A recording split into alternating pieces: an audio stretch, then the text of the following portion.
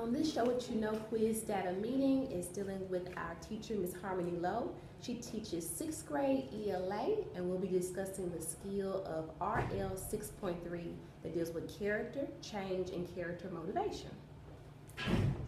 Okay, Ms. Lowe. So our subject is 6th grade ELA. The date today is September the 2nd. I'll help to facilitate this meeting and also help to record as well, okay? So just a reminder, our SMART goal is that we want to have at least 40% of our students in 6th grade get proficient. That's roughly about 8 students per homeroom. So based on that SMART goal, do you think that roughly we got about 8 students per homeroom to get proficient? About 8 students per homeroom. In one homeroom we got 8, 2 others we got 9, and then 1 we got 4. So it's still a long okay, that's excellent. With 2 others we had 9, 1 8, and the other one 4. Very nice, very nice. That's a good segue then. Let's talk about the overall glows that you experienced from this Show What You Know quiz data. And when we say glows, it could be proficiency scores for the class average. It could be the number of proficient students. It could be something that surprised you. So maybe you had more students proficient than you expected, or either maybe an increase in percentage from the last quiz. So please share with me any glows that you have from the data. So my first glow is that more students were proficient on this quiz, which I'm so glad about. And also, I saw a lot of my SPED students show proficiency on this quiz as well. So I know that our interventions are working and we're reaching them. Nice. So I got that you had more students proficient on this quiz than the last quiz. Is there anything you thought you did more intensely this time to get more proficiency, or what? I know that I made sure that my questions in my test matched the questions that I asked in class. Okay. So you really tried to use those similar stems in instruction like you did during your quiz? Right. Okay. And as far as the SPED students, what do you think was a game changer for them this time? They actually had a read aloud. Okay, they had their read alouds in place. And they had their inclusion support during class, which made a lot of difference. Nice. What were some of the overall percentages for each homeroom? Some overall percentages. I have them right here on my computer. Okay. So for Penn, we had 56.9%. Okay. Emory, 60%. Mm-hmm. Tuskegee, 70%. Nice. And Georgetown, 72.3%. Nice. Okay. Okay, so therefore those some great shout outs. We had a lot of proficient students. Now let's kind of look at things according to band. So I know I had the Show What You Know quiz tracker, and that's where we list like all the proficient students. Based on the number of proficient students in each homeroom, how did students who were supposed to be proficient based on MAP perform on this test? Let me pull up my tracker. Okay. Right here.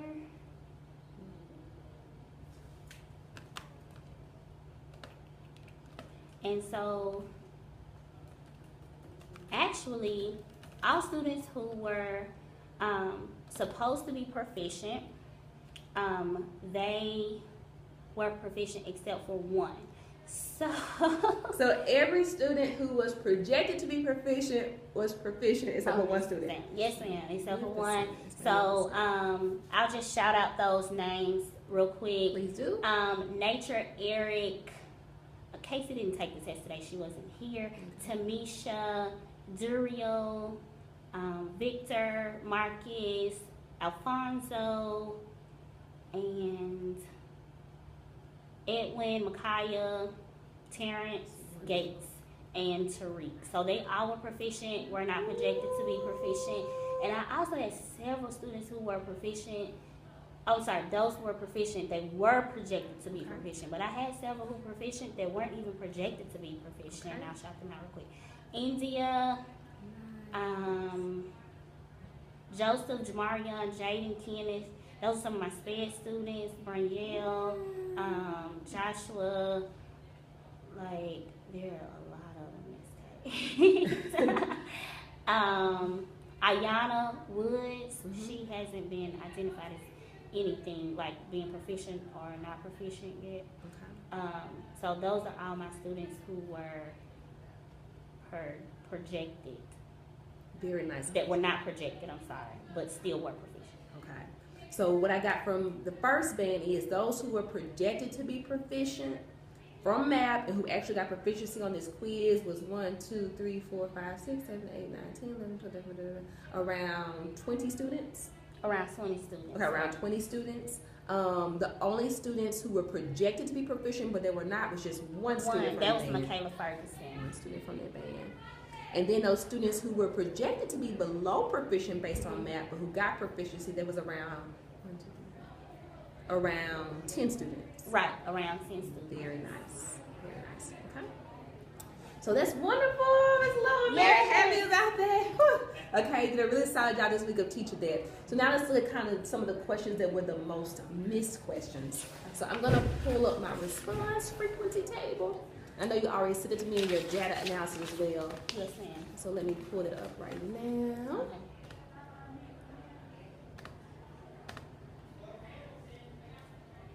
So I'm looking at your sheet. So we'll just go by each homeroom. Okay. And I'll pull up my data. Okay. We're going to start with pen. That's the first one in the sheet. Yes, ma'am. Let's start with P. It's taking a little while for it to open for some reason.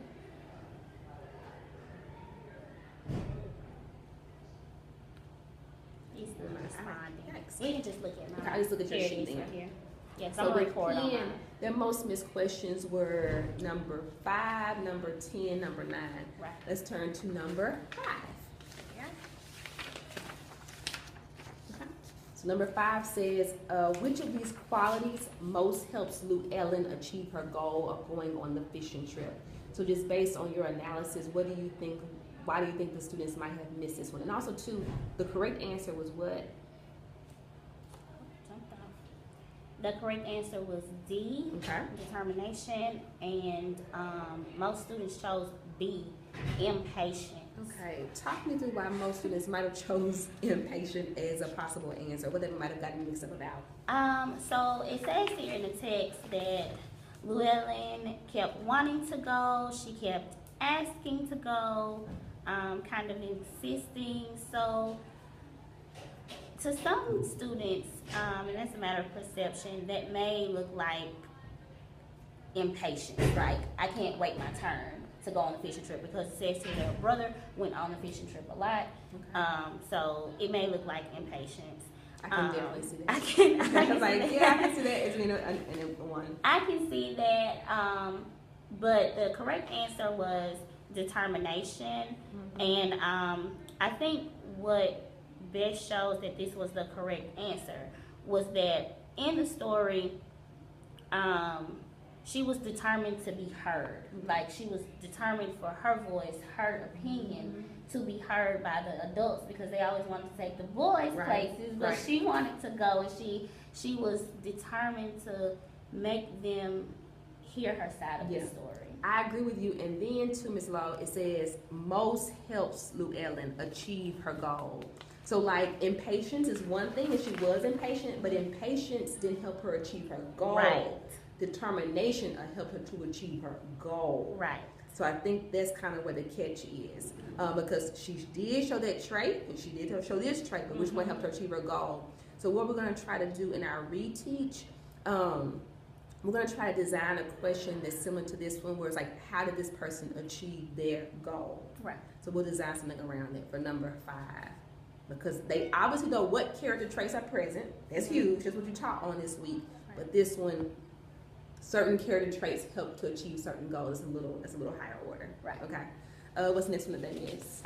Next one that they missed were 9 and 10. So Penn missed a lot of the grammar questions. Okay. 9 was a grammar question, 10 was a grammar question. And so I think that as a whole class, they should kind of refocus on the grammar, because other classes didn't miss that many grammar questions. Okay. They just missed 9 and 10. The rest just missed reading skill questions. Reading skill questions, but the rest missed 9. Everybody missed question 9. Okay. So maybe we definitely need to throw Let's something check out like that in 9 there. first.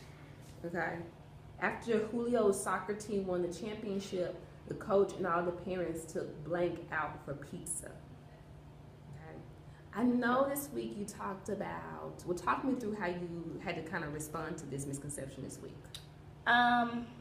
So I had a graphic organizer up. One was actually on their paper for Do Now every day, and so it listed all of the pronouns and if they were first, second, or third person, if they were plural or singular, and we also talked about if they were a particular gender. So is this male or female, or if it's an it, then it doesn't have a gender. So that's how I wrote it out with that graphic organizer. And you actually like a mini lesson, or you just kind of respond to some of their misconceptions? Well, this week I did just a response to misconceptions on this one, but on a previous week I done a mini lesson on this. So they might need some more direct teaching. I know you mentioned earlier it was kind of struggling with the subject noun in the sentence. Right. Okay, so we're going to revisit that piece for them to identify, because there's a lot of nouns. You have soccer team, you got championship, you got coach, you got parents. So they might not have known which noun to talk about. Right. So we'll revisit that piece, and you probably will go back to having a chart, but you'll just mention person and number. Okay. Start off with something simple first. I'm going to do some very clear steps for how to find the subject noun and how to then find the correct pronoun. All right, I'm going to type that into here. Okay.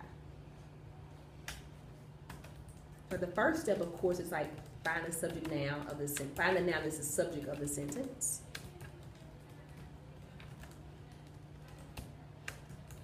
Okay. And that is, I'm going to give you the steps now. All right. Wow. No, I'm sorry. Let's go through all the questions. I'm sorry. Okay. All the questions. I just have I'm just gonna make a little note of what I want to say, and come back to it. Okay. And what else was the most missed question? For that class, it was number 10, which is another grammar question. So, that what we covered Similar in to the that. Grammar skill reteach will probably Address it that. would it will, because it's the same type. It's referring back to it now. Were there similar classes that missed 5, 10, or 9? All the classes missed 9. Okay, all the classes missed 9. I see that several classes missed 5 as well. Were there any outlier questions other than 5 and other than 9? Number 4. Number 4. Okay, number 4.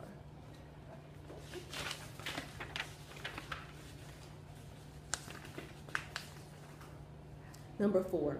What does Sue Ellen regularly asking to go on a fishing trip suggest about her? Let's kind of recap. How did you teach about character traits this week?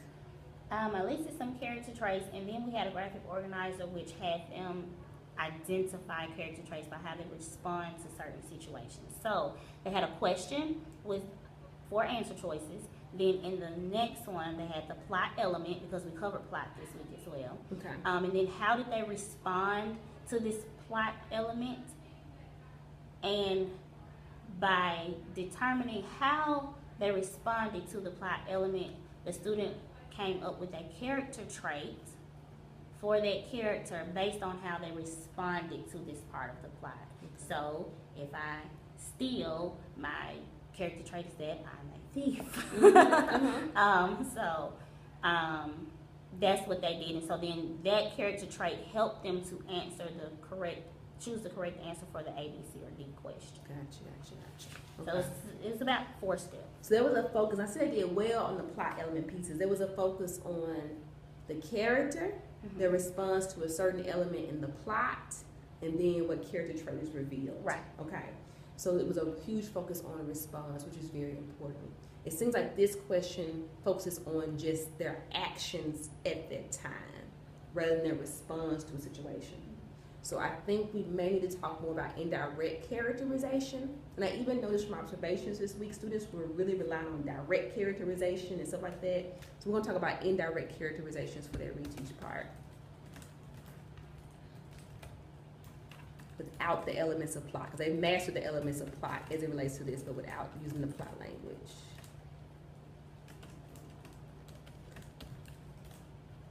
Okay. So Now that we have the most missed questions, it seemed like Penn was the only outlier because they had mainly grammar issues, while Emory, Penn, Emory, Tuskegee, and Georgetown missed the same ones. Right. Okay. And they were mainly with the reading skill. Okay. So let's talk about the next steps, ma'am. All right. As far as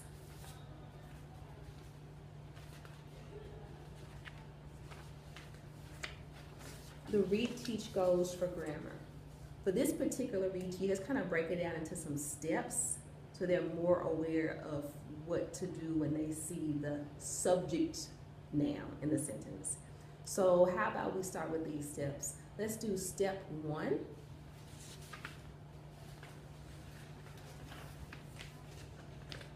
They need to first identify, I wrote it somewhere. Slow. I'm gonna put the steps in here. Okay. Step 1. We need to first identify the noun that is the subject of the sentence. This is for Penn. This is for Penn. Yeah, this Okay. is exclusive to Penn since they struggle with 2 out of 3 grammar questions. There's is up here. Okay. So step 1 of that reteach would be to identify the subject noun of the sentence. Okay. I think next is determine if it's singular or plural.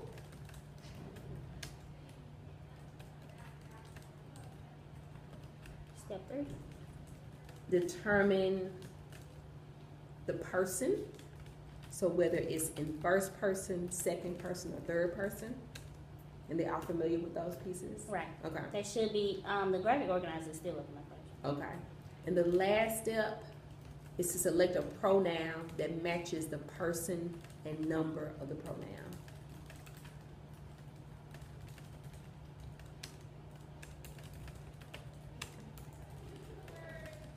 Let's see if we can find some activities online. It should be very easy to find some questions online. And all we really need is just maybe 3 examples Okay. of subject.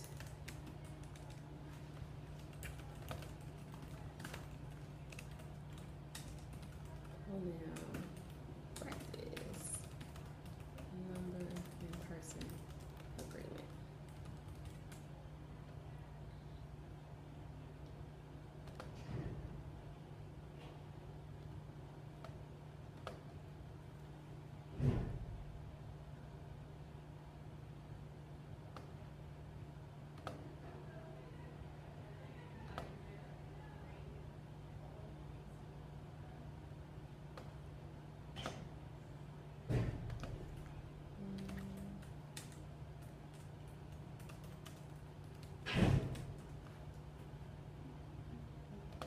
Grammar Bites. I love this website.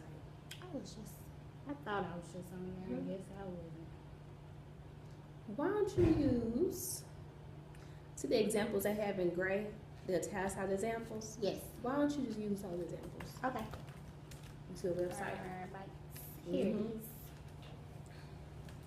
You can model one on your own, and they can practice with 2 of them and have an exit ticket, and you can just do just the ones that are in gray on here.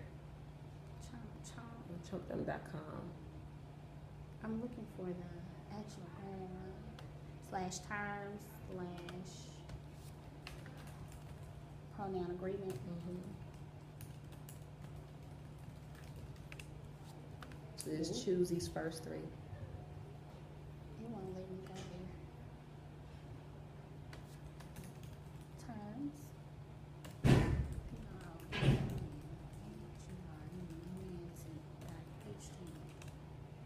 Here we go. Okay. Okay. Let's kind of quickly practice those steps as it relates to this piece right here. We send this over one. How about we do Gustavo slowed to the speed limit when he saw the police cruiser in the review mirror. So the pronoun, of course, being he, and then the subject noun is Gustavo. That's the noun, that's the subject of it. Okay. Here, Gustavo. Okay. So how about we just kind of rehearse those pieces right quick? So kind of pretend you're doing a direct instruction, but use those steps that we outlined earlier.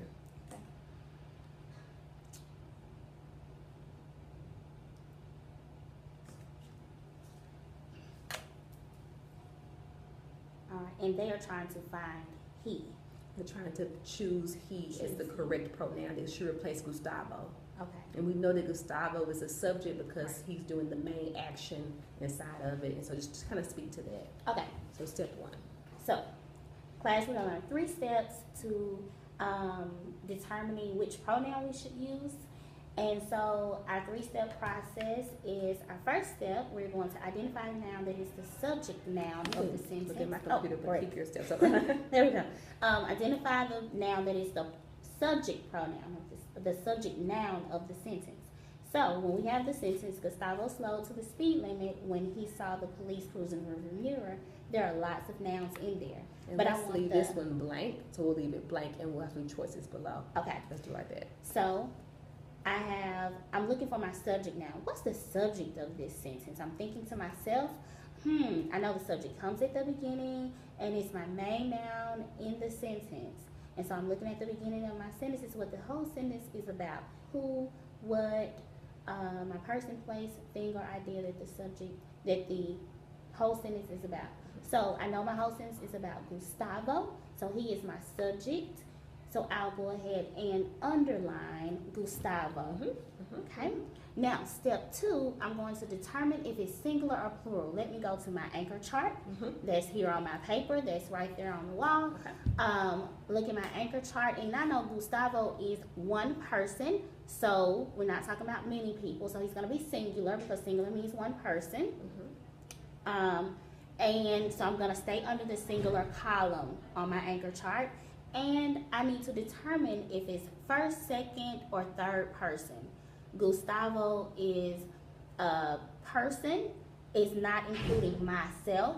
I'm not in it, so it's not going to be first person. It's not including you, as in Y-O-U, so it's not going to be second person. But it is including another person that's not myself, so I know it'll be third person. So I'm going to go into singular, third person. I know he's a boy, so I'm going to choose he instead of she or it. Okay. And you can just read the sentence at the end. Gustavo slowed to the speed limit when he saw the police cruiser in the rear. Okay. Perfect. Okay. Is that great? Yes, ma'am. Okay. And you can use the other examples on that page. That'll show on that page. Yes, ma'am. So I'll just type in here, chomp chomp, pronoun agreement, website. All right, we can go to the next one. Okay. So for the reading skill, these babies need some help with some indirect characterization. Even when I was kind of observing the other day, they love it when you state it explicitly. They love, he was fearless. They love to kind of attack that. So let's kind of do a little bit. Let's look up a really good student-friendly definition of indirect characterization.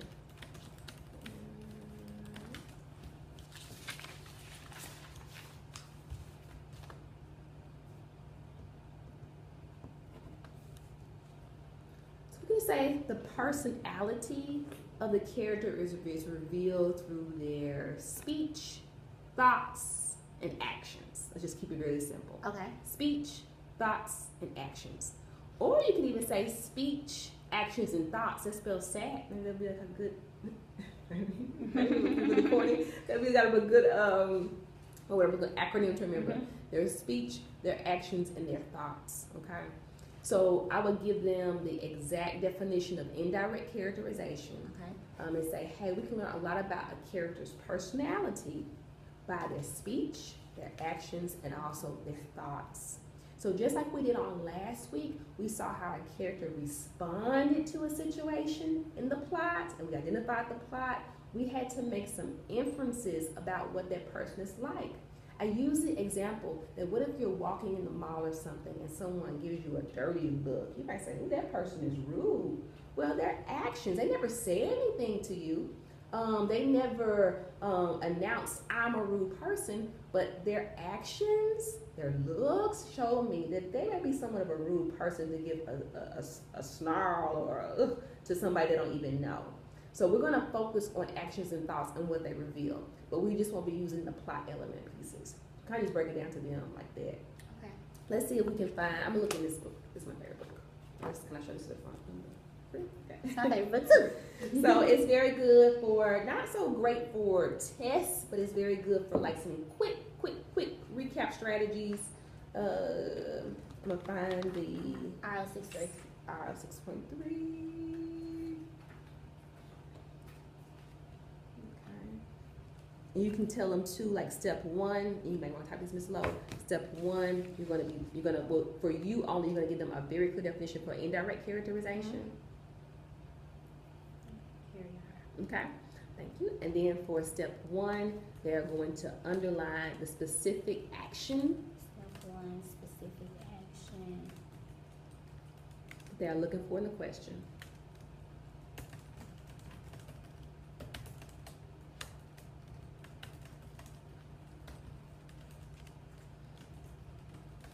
Step 2. Make an inference about what this reveals about the character.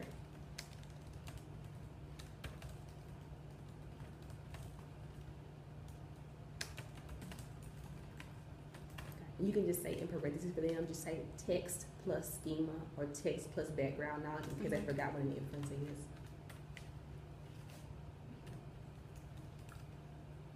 And step 3, choose the appropriate character trait. So we're gonna do steps, not like a graphic organizer this time. They can be reflected in there if you want to. It's up to you whether you want to do steps or put into an organizer. It's up to you. Okay. So this was an easy one. I already found it in our book. So page 75, I'm gonna put a sticky in here. Okay. I already tell you what character traits is Sam not displaying talking to his parents honestly. You can actually underline him not displaying and talking to his parents. That's the action. Let's see. We also can make, I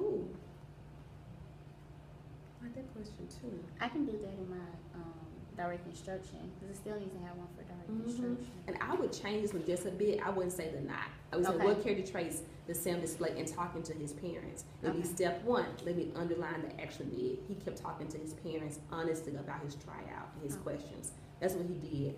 I know that when someone talks to their parents honestly and sincerely about their dilemma, that usually means that blah, blah, blah, blah, blah. Okay? And then I can pick from here what character trait I want to have. Okay. Okay? That should work. And I would make question 8 a little bit more action specific. This was more general. They did well with general. Make it more of the specific action. So just alter this one to be more specific. Okay. Okay. I know we're a little bit cut on time. I'm a little bit late for my meeting. So you can go ahead, get page 75. I'm gonna stick in there for you. Okay. So my exit, this will be my exit ticket, and it's already pretty much created. Yes, I would just change the word not. That might mix the kids up, but you Okay. can use these pieces right here. For number 8, just put in a specific action. I like doing One that something. you find, so Yeah. you want A to be the answer. Then for Right. selfish, find something where you selfish. Okay. Okay. Okay, well, I do have another meeting, Ms. Lowe. So can you kind of just reiterate to me where our next steps are? Yes, our next steps, I have direct instruction and exit ticket for pen only on the grammar standard. We're gonna use the step 1, step 2, step 3 process paired with the anchor chart for them to really get this grammar standard. We're gonna use the Chomp Chomp pronoun agreement website Okay. on getting pulling that information off of there for our reteaching exit ticket. For the rest of the classes, we're going to focus on the reading skill, and we're going to use the 1, 2, 3 step process as well, and looking for the specific action that we're looking for in the question. We need to focus on indirect characterizations as opposed to direct characterizations. On my anchor chart, I'm going to have speech, action, thoughts set as acronym. And then step 2, I'm going to make an inference about what this reveals to the character. And 3, we'll choose the appropriate character traits. Our exit ticket is already created in this book. Yes, ma'am. Absolutely. Great data this week. Thank you so much, Ms. Lowe. Thank you, Ms. Tate. Bye.